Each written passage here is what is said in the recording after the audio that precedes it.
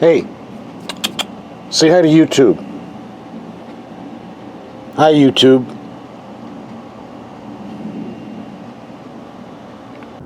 We're at our garage where we'll be testing the 2016 Lexus IS350. Before we tested this Lexus, we also drove an Audi A4. And we also tested this BMW 3 Series. We'll have a link for these tests at the end of this Lexus video. The styling's been around for a while, but it's still pretty good looking. At least I think so. Good styling from the rear view as well. The dual exhaust makes some people think there's a V8 under there, but unfortunately it's not to be. This particular IS350 had the optional F Sport package, which adds an extra $3,155 to the price tag. So what do you get for that money? We get a set of sport seating, both sides. Nice leather trim all around. A set of larger wheels with performance summer tires. There's a performance suspension that offers Eco Mode, Normal Mode, Sport, or Sport Plus, controlled by this rotary knob. When you put the vehicle in sport mode, the gauge changes like so. Yeah, it's kind of a gimmick, but it's kind of neat too. Also, by pushing a knob on the steering wheel, you have a whole menu of items here.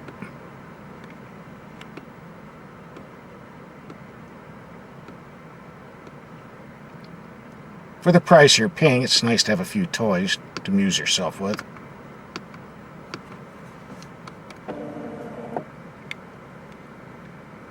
According to the owner's manual, somewhere in here there's a sound generator that pipes the exhaust sounds into the cabin to impress all your buddies when you're hitting the gas hard. I don't know all the technical details of it, but that's part of the sport package you're paying for. Must come through the speakers somewhere. And the last item on the sport package are these fancy high output headlights, and we'll be testing these tonight to see how they perform. I'd say it's dark enough. Let's take these headlights out and see how they perform.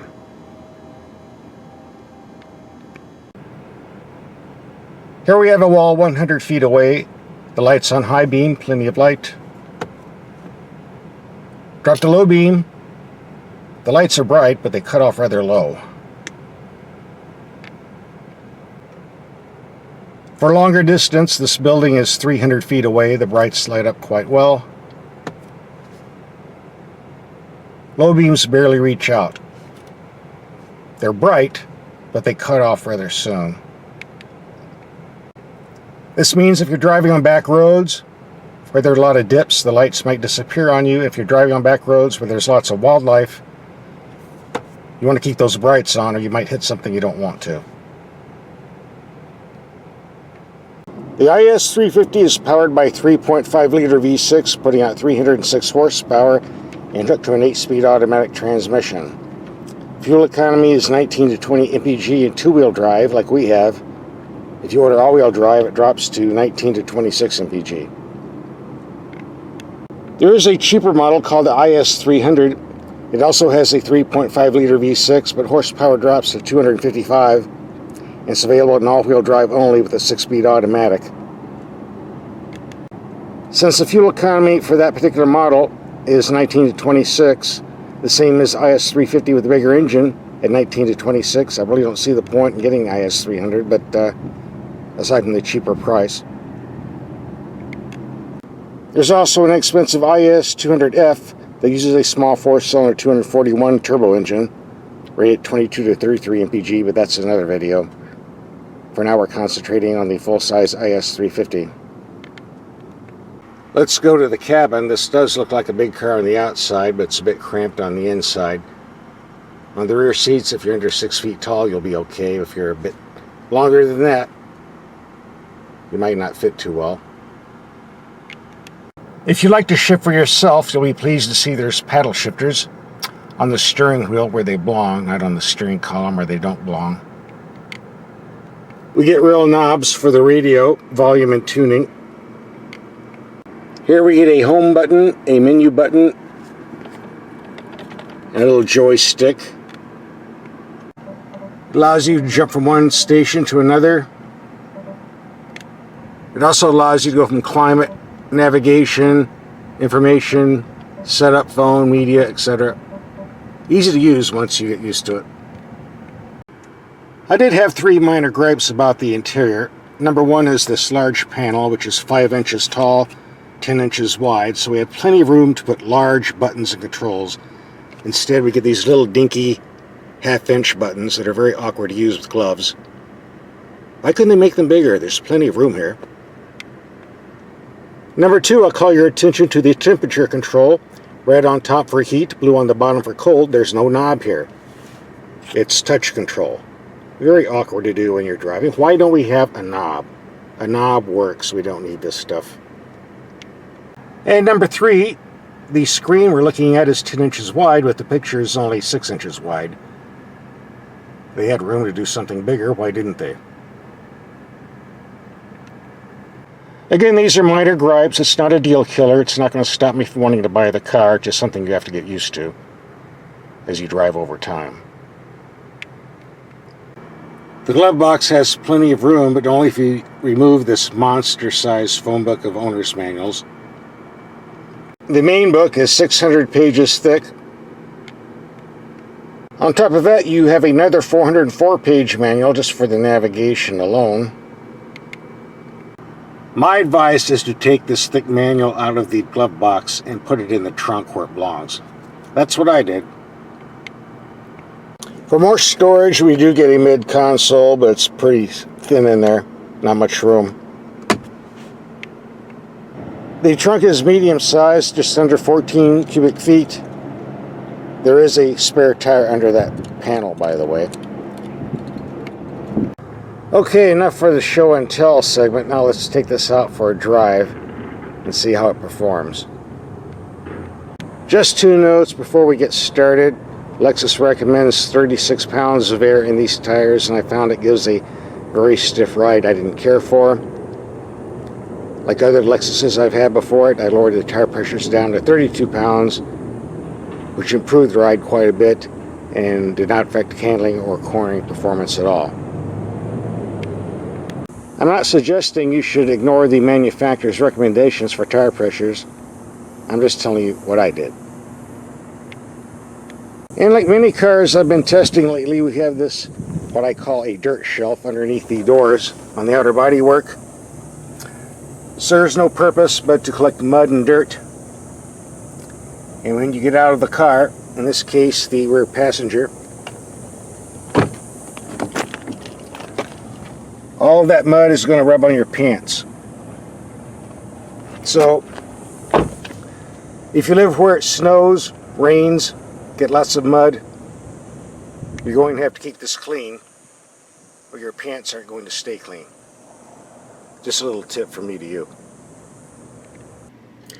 The $49,000 price tag is about average for a vehicle in this class, but I think charging an extra $65 for a cargo net and an extra $105 for a trunk mat is kind of cheesy. I mean, after all, in a $50,000 car, shouldn't things like this be standard?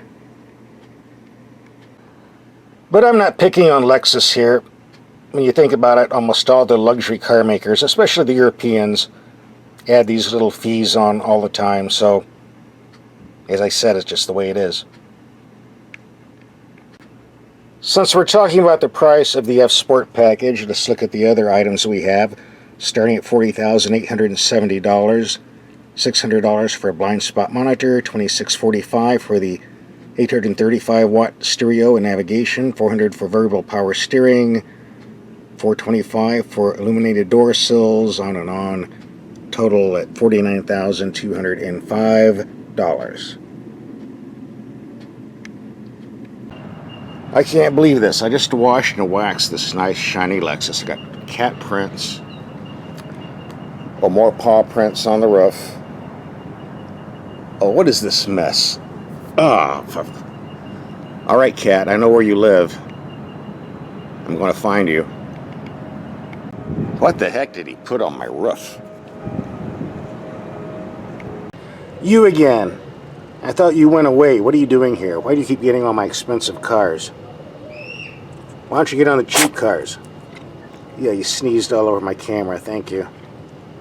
Go away. You don't live here. Go get the cat. The cat's right there. Go get the cat. Go get the cat. Earn your money. Sick 'em. Sick 'em. I've driven a lot of BMW 335s, which have the 300 horsepower 6-cylinder, doing 0 to 60 in around 4.8 seconds. In the case of the IS350, it comes to around 5.8 to 5.9 seconds. A little bit slower, but in the real world, you're not going to notice a difference. There's more than enough pickup for anybody.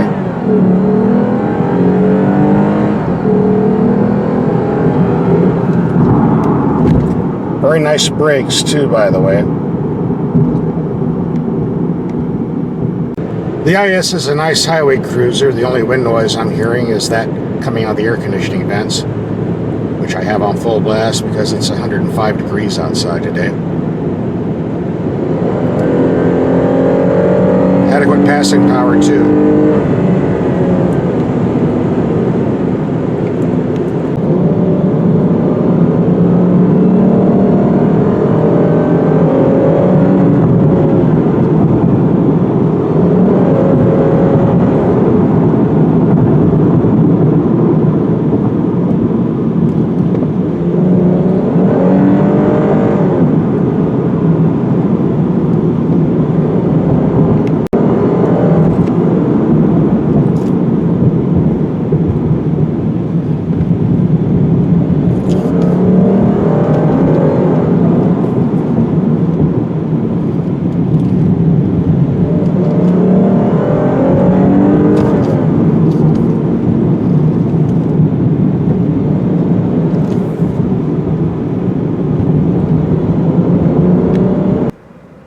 If you're interested in my best highway mileage, here it is, 26.8. The Lexus IS is designed to compete with the BMW 3 and 4 series or the Audi A3 and A4 series and some compact Mercedes models that escape my mind at the moment. If you're not interested in going to the European models and looking for an alternative, the IS350 is certainly worth a look. It has an excellent reputation for reliability and will be getting you lots of trouble-free running long after the warranty is run out. For those who are wondering how this compares to the BMW 3 Series directly, we have a link for that BMW video coming up right now. Just click on the link and watch. If you're shopping for a Lexus IS350, you also might be looking at an Audi A4 or a BMW 3 Series. We put 3,000 miles on both cars, so if you'd like to see that video test, just click on this link.